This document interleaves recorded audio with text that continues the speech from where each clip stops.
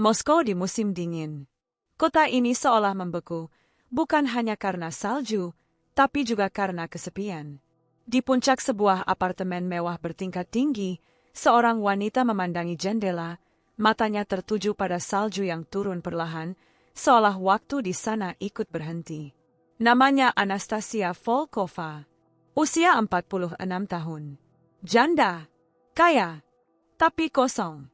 Dia punya segalanya, investasi di Eropa, properti mewah, warisan dari mendiang suami taipan minyak. Tapi tak satu pun dari semua angka itu bisa menghangatkan tangannya di malam-malam sunyi. Dan di tengah dunia dingin yang ia ciptakan sendiri, hidupku, seorang pemuda desa sederhana dari Indonesia, anak kampung dengan kulit sawo matang dan baju bekas, bertabrakan dengannya. Aku hanyalah sopir. Dikontrak oleh agensi. Tak pernah berpikir akan diperhatikan. Tapi dia memperhatikanku. Di bulan pertama, dia hanya diam di bangku belakang. Di bulan kedua, dia mulai bertanya nama. Di bulan ketiga, dia mulai tersenyum. Tak lama kemudian, dia mulai menyuguhiku kopi setiap pagi, seolah suara pintu dibuka adalah satu-satunya hal yang ia tunggu. Sampai pada suatu sore yang dinginnya menusuk tulang, dia menatapku dengan cara yang berbeda. Bukan seperti menatap karyawan, tapi seperti seseorang yang siap mengambil keputusan yang akan mengubah segalanya. Hari itu, dia mengucapkan kalimat yang membekukan duniaku. Kalau kamu tetap tinggal, aku akan memberimu 150 miliar rupiah. Bukan karena kewajiban, tapi karena aku ingin kamu menjadi milikku. Jantungku hampir berhenti. Aku, pemuda kampung, jadi miliknya. Dengan harga seperti itu. Tapi sebenarnya, yang dia inginkan, bukan tubuhku. Tapi sesuatu yang lebih dalam, kehadiran, tatapan yang tulus, dan pelukan yang membuatnya merasa hidup kembali. Saat dia menawarkan jumlah uang yang luar biasa itu, tubuhku membeku. Aku pikir aku salah dengar. Aku mencoba tersenyum, seperti orang yang mengira ini hanya candaan, tapi matanya tak sedang bercanda. Tatapannya menembus. Dingin di luar, tapi di dalam, ada sesuatu yang menyala. Kamu pikir aku sedang membeli kamu? Tanyanya, bahkan sebelum aku bisa mengucap sepatah kata pun. Tidak, Nyonya, maksudku, ini terlalu. Suaraku tersendat. Ini sederhana. Aku punya uang. Dan kamu, punya sesuatu yang bahkan suamiku dulu tak pernah bisa berikan. Ketenangan. Dia berdiri, berjalan ke arah jendela. Salju di luar turun tanpa suara, menutup kota dalam keputihan yang sunyi. Tapi di dalam ruangan itu, aku merasakan kehangatan yang aneh. Bukan nafsu, bukan cinta, tapi kesepian yang begitu dalam, yang selama ini dia sembunyikan di balik riasan mahal dan gaun indah. Anastasia bukan ingin memiliki tubuhku. Dia hanya ingin merasa dimiliki. Malam itu, aku tidur tapi tidak benar-benar tertidur. Ucapannya terus berputar di kepalaku. 150 miliar rupiah. Itu lebih dari cukup untuk mengubah hidupku, keluargaku, bahkan desaku. Tapi yang menggangguku bukan jumlah uangnya, melainkan caranya menatapku. Seolah dia sudah merasa aku adalah miliknya. Dan itu jauh lebih menakutkan. Besok paginya, semuanya terlihat sama, kecuali dirinya. Dia turun dengan tampilan berbeda. Tanpa make-up, tanpa sepatu hak tinggi, hanya mantel panjang dan rambut diikat sederhana. Untuk pertama kalinya, dia terlihat seperti perempuan biasa, bukan wanita elit Moskow. Di mobil, menuju tempat spa, dia mulai bicara. Tapi bukan soal bisnis. Dia bicara tentang rasa sakit. Kamu tahu bagian terburuk dari menjadi kaya? Semua orang melihatmu, tapi tidak ada yang benar-benar melihatmu. Kamu jadi pajangan. Trofi. Yang aku inginkan, hanya seseorang yang bilang, aku suka kamu, bukan dompetmu. Aku diam. Karena saat itu, aku mulai mengerti. Dia tidak ingin pelayan. Dia tidak ingin budak cinta. Dia ingin kejujuran. Dan mungkin, dia pantas mendapatkannya. Hari-hari berikutnya, dia tak lagi menyebut soal uang. Tapi dia terus memintaku untuk tinggal lebih lama. Kadang kami duduk berdua di mobil, di depan kafe yang sama, hanya membicarakan hal-hal kecil, tentang desaku, tentang ibuku yang jualan kue, tentang adik perempuanku yang masih sekolah. Dia mendengarkannya seolah kisah-kisah itu berasal dari negeri dongeng.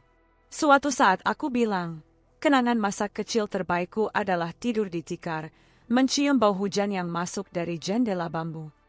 Dia memejamkan mata, seolah mencium aroma hujan itu untuk pertama kalinya.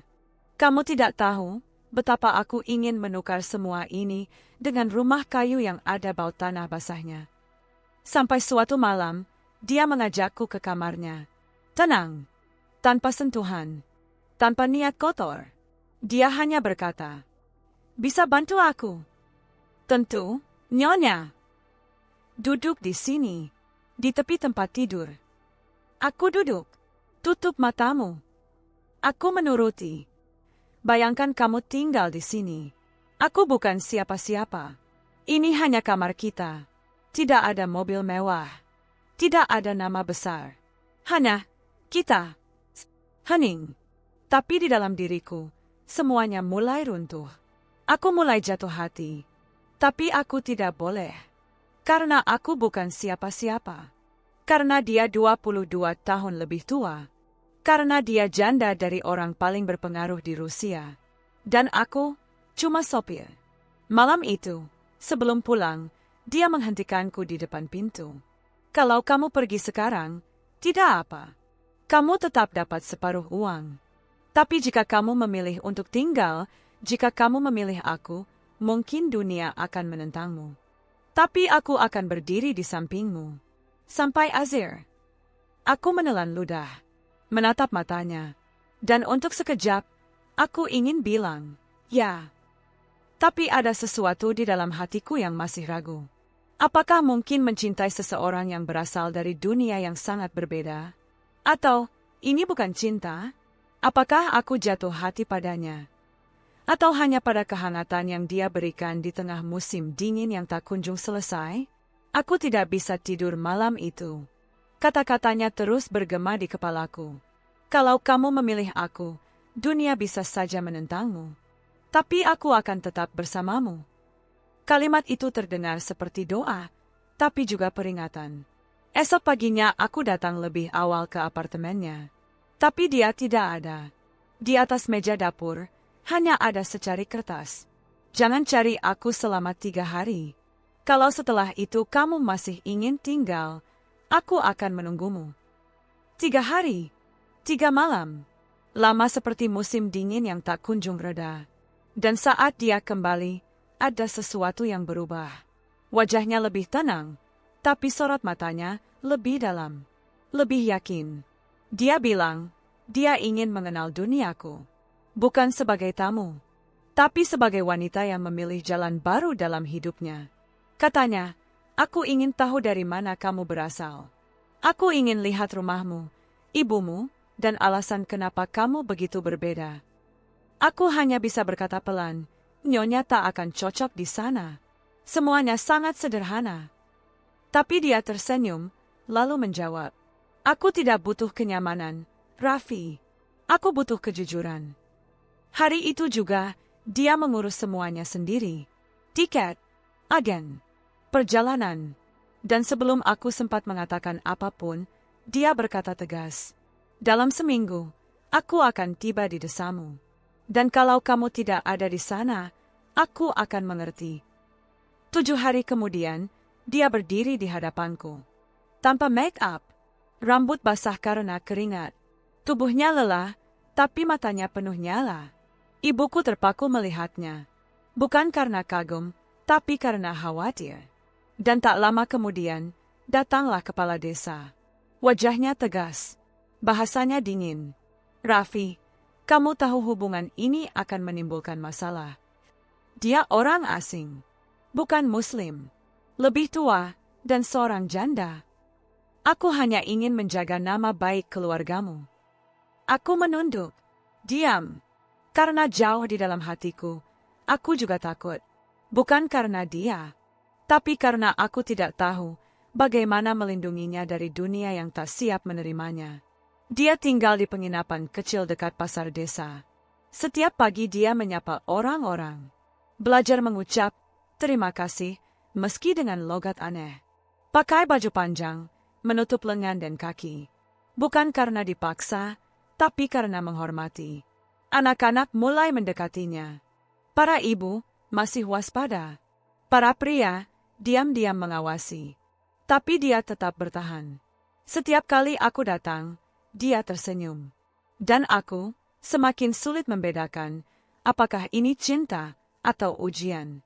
Sampai akhirnya, ibuku memanggilku diam-diam. Dia bertanya dengan suara gemetar. Kamu mencintainya, Raffi? Iya, Bu.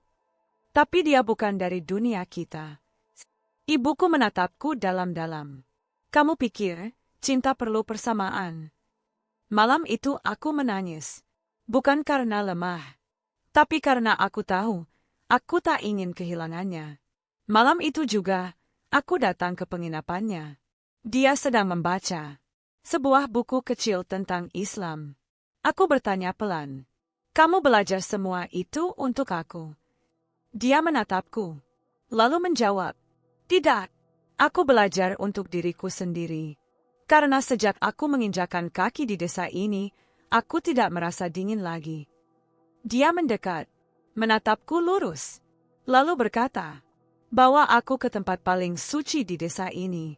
Aku ingin tahu, apakah aku bisa merasakan apa yang kamu rasakan saat berdoa." Pagi harinya, aku mengajaknya ke masjid kecil di bukit. Dia melepas sepatunya, memakai kerudung yang miring, melangkah pelan-pelan masuk tanpa suara. Dan di sana, dia tidak mengucap 2 kalimat syahadat, tidak berubah keyakinan. Tapi dia berbalik padaku, lalu berkata, "Aku tidak datang untuk berkunjung. Aku datang untuk tinggal. Tapi hanya jika kamu juga menginginkanku." Dan saat itu, aku sadar, dia bukan lagi janda kaya dari Rusia. Dia adalah wanita yang menyeberangi dunia hanya untuk satu hal yang tak bisa dibeli. Cinta yang tulus. Dan aku bukan lagi sekadar sopir. Aku adalah lelaki yang dia pilih. Bukan karena harta, tapi karena hati. Dan malam itu, untuk pertama kalinya, aku memeluknya. Bukan karena nafsu, bukan karena belas kasihan, tapi karena aku juga sudah lama menginginkannya. 3 minggu setelah pelukan pertama itu, dia tak lagi dipanggil Anastasia. Namanya kini Anissa. Nama yang sederhana. Nama yang ia pilih sendiri. Tapi diberikan dengan penuh cinta oleh ibuku. Dan begitulah semua dimulai. Tanpa gaun putih. Tanpa pesta mewah. Tanpa musik klasik atau tamu berjas mahal. Hanya kain batik sederhana. Kerudung putih lembut. Beberapa warga desa. Dan doa yang tenang di bawah langit pagi. Pernikahan itu berlangsung di halaman masjid kecil. Tak ada kamera, tak ada media. Hanya 2 hati yang akhirnya saling menerima. Hari itu, tak ada yang menyebut soal 150 miliar. Tak ada yang peduli dari mana dia berasal atau apa agamanya sebelumnya. Semua hanya melihat satu hal. Cinta yang berani memilih. Setelah menikah, Anissa menjual apartemennya di Moskow. Menyerahkan bisnisnya pada mitra terpercaya, lalu memilih tinggal di desa kami, di tempat yang bahkan tak ada dalam peta dunia. Dengan uangnya, dia membangun sebuah perpustakaan kecil. Buku-buku, pensil warna, dan meja belajar sederhana. Anissa mulai mengajar anak-anak membaca bahasa Inggris, bukan sebagai guru, tapi sebagai teman. Sementara itu, aku mulai membantu para pemuda menghidupkan kembali ladang-ladang kosong. Bersama-sama, kami menanam. Bersama-sama, kami mulai bermimpi. Warga yang dulu sinis, kini mulai membuka hati. Bahkan kepala desa, yang dulu melarang, sekarang sering datang ke perpustakaan. Membaca koran luar negeri sambil menyeruput kopi hitam buatan Anissa. Tapi jalan kami tidak selalu mulus. Berita tentang pernikahan kami menyebar ke Rusia. Media gosip berlomba-lomba menulis cerita kami. Janda miliarder Rusia menikahi sopirnya di Indonesia. Hilangnya pewaris kekayaan minyak demi pria sederhana Muslim. Beberapa mengejek, beberapa mengagumi, tapi kami diam. Karena cinta tak butuh penjelasan panjang.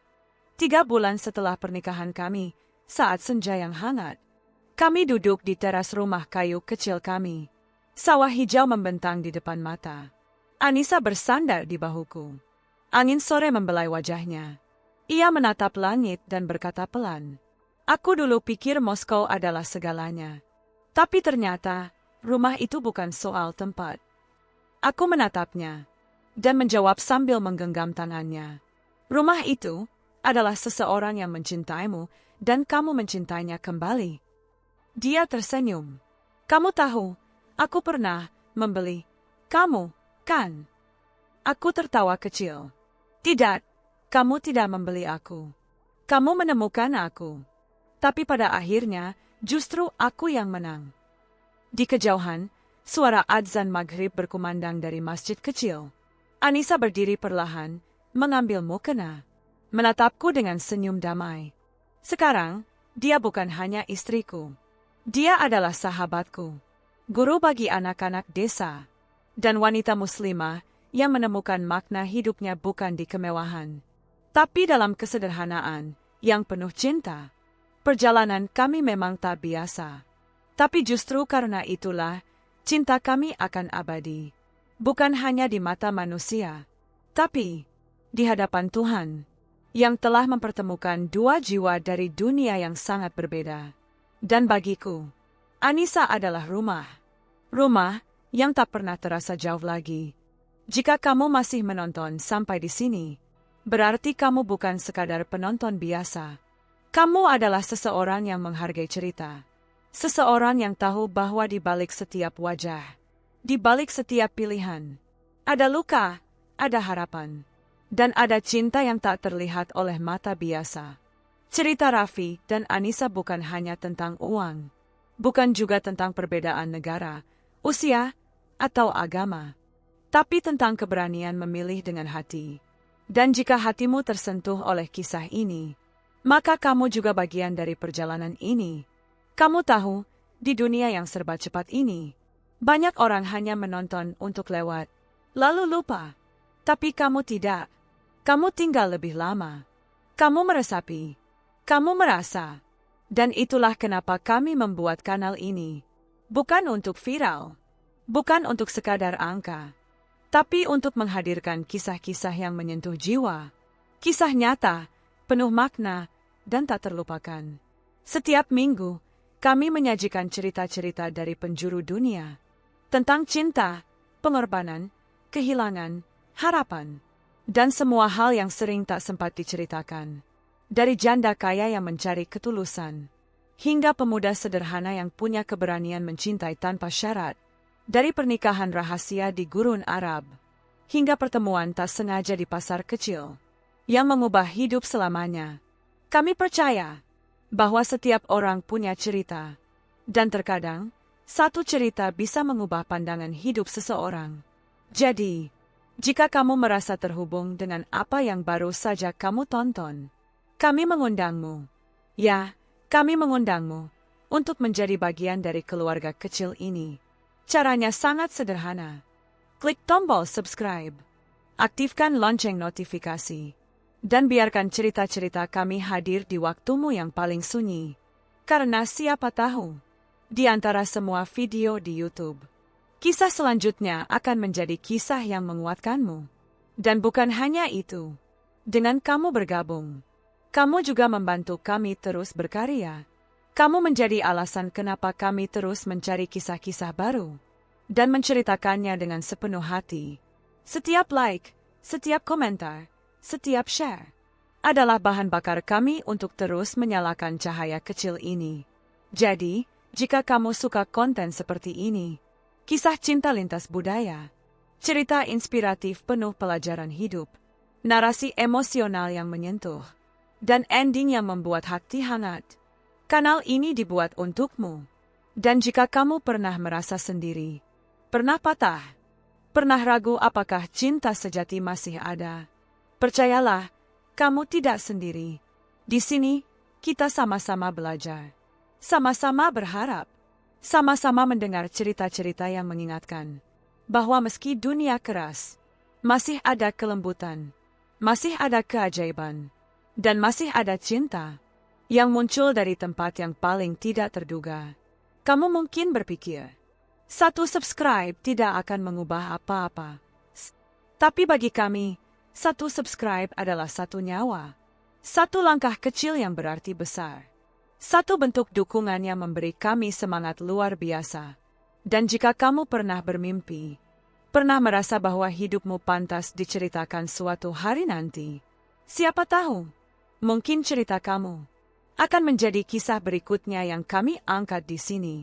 Bayangkan, suatu hari nanti, ribuan orang di seluruh dunia mendengar kisahmu dan berkata, "Wah, ternyata masih ada cinta seperti itu." Atau, "Aku juga ingin punya hubungan yang setulus itu." Dan semuanya berawal dari kamu, dari satu klik, dari satu dukungan. Jadi, sebelum kamu menutup video ini, ambil napas sejenak, dengarkan hatimu, dan jika kamu merasa terhubung, klik subscribe sekarang juga. Jadilah bagian dari gerakan kecil ini, dan bantu kami terus menyebarkan kisah-kisah yang menyentuh hati, satu video pada satu waktu. Kami tunggu kamu di cerita berikutnya. Karena cinta, karena harapan, dan karena kamu layak untuk merasakan keajaiban cerita yang sejati. Terima kasih dari hati yang paling dalam.